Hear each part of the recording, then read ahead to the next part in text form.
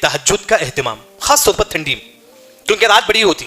اگر آپ 12 بجے بھی سوئیں گے تو جو ہے نا آپ کو فجر کی نماز میں آپ آرام سے اٹھ سکتے ہیں، کیونکہ رات بڑی ہے تو نیند ہو جاتی ہے مکمل. یعنی کہ خاص طور پر ٹھنڈی کے موسم میں اگر آپ تہجد پڑھتے ہیں آپ کو 2 قسم کی فضیلت ملے گی. سب سے پہلی جو فضیلت ہے صحیح ترغیب کی روایت ہے، آپ صلی اللہ علیہ وسلم فرماتے ہیں یضحک اللہ علی رجلین، اللہ اس بندے سے خوش ہوتا ہے، اللہ اس بندے پر ہنستا ہے. کس بندے پر اللہ ہنستے ہیں؟ رجل قام فی لیلۃ باردہ، ٹھنڈی کے موسم میں جو تہجد پڑھتا ہے.